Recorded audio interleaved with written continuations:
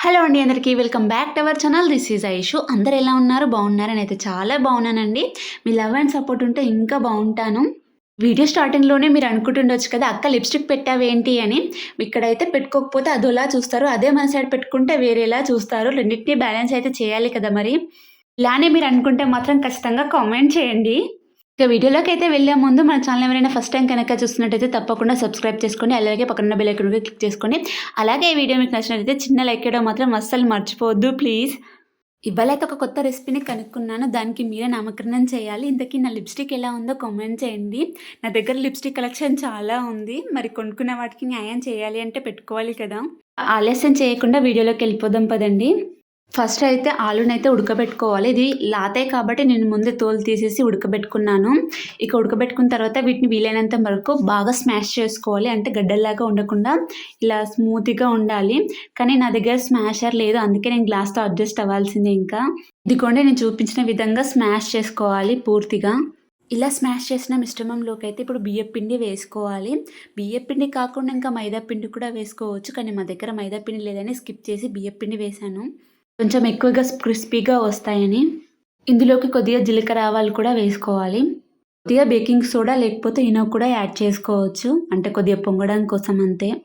తగినంత సాల్ట్ కూడా వేసుకోవాలి. నారిన్ కోసం ప్రిపేర్ చేద్దామని చెప్పి నేనైతే కారం వేయలేదు.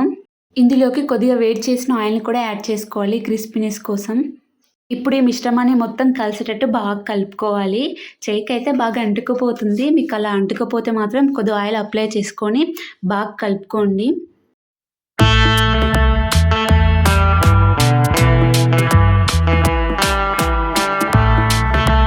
ఇది కొంచెం గట్టిగా అనిపించింది. అందుకని కొంచెం ఆయిల్ అప్లై చేసుకున్నాను కొద్దిగా. ఎట్టి పరిస్థితిలో మాత్రం వాటర్ అస్సలు వేసుకోవద్దు. కొంచెం గట్టిగా అనిపిస్తే ఆయిల్ వేసుకుంటూ కలుపుకోవాలి.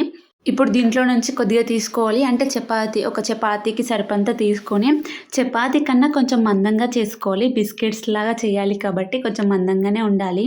మనం దీన్ని తీసుకునే ముందైతే మన చేయిలకు ఆయిల్ అప్లై చేసుకోవాలి. లేకపోతే చేయిలంతా ఇట్లా అంటిపోతుంది. సో చూసారు కదా, ఈ ముద్దలో ఉంటైతే నేను సగం తీసుకుంటున్నాను. సేమ్ మనం రొట్టెలు చేసినట్టే చేసుకోవాలి. కింద బియ్యపిండి వేసి దాన్ని కూడా బియ్యపిండి రుద్దేసి సేమ్ యాజ్ ఇట్ ఈజ్ రొట్టెలానే చేసుకోవాలి. కానీ కొంచెం మందంగా చేసుకోవాలి. చపాతీ కర్రతో 1-2 సార్లునే నొక్కాను. ఇంకెక్కువ నొక్కితే ఖరాబ్ అవుతుందనేసి వేయలేదు. చేయితోనైతే చాలా ఈజీగా వస్తుంది. ఇక ఇలా అయిపోయిన తర్వాత గ్లాస్తోనైతే రౌండ్‌గా చేసుకోవాలి. ఇంకా మీకు వీటిని స్వీట్‌గా చేసుకోవాలి అంటే షుగర్ లేదా బెల్లం యాడ్ చేసుకోవచ్చు. కానీ బెల్లం అయితే అంత ఫ్లాప్ అయిపోతుంది. కానీ షుగర్ యాడ్ చేసుకోవాలి.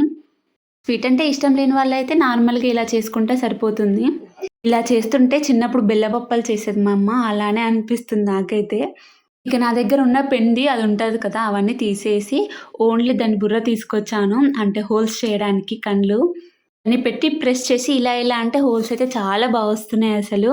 ఇంకా స్మైలీకైతే నేనైతే తర్వాత స్పూన్‌తో కూడా పెట్టాను. ఆ క్లిప్ తీయడం మర్చిపోయాను. ఇక్కడైతే నేను నైఫ్‌తోని స్మైల్ చేశాను.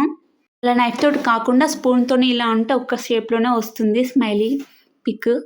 ఇప్పుడు ఇలా రెడీ అయిన స్మైలీ బిస్కెట్స్‌ని అయితే నార్మల్ హీట్‌లో ఉన్న ఆయిల్‌లోకి వేసుకోవాలి. మంటనైతే ఎప్పుడు లో ఫ్లేమ్‌లోనే పెట్టుకొని చేసుకోవాలి. చాలా క్రిస్పీగా వస్తాయి. ఇప్పుడైతే రెడీ అయిపోయాయి. కానీ మనము పొడి పిండితోని కాకుండా ఆయిల్‌తోని చేసుకునేది ఉండే ఇంకా చాలా వస్తుండేమో మేబీ. అవును, అడగడం మర్చిపోయాను. ఇంతకీ వీటికి ఏ పేరు పెడితే బాగుంటుంది కామెంట్ చేయండి. నేనైతే పాడు వంటలని పేరు పెట్టుకున్నాను.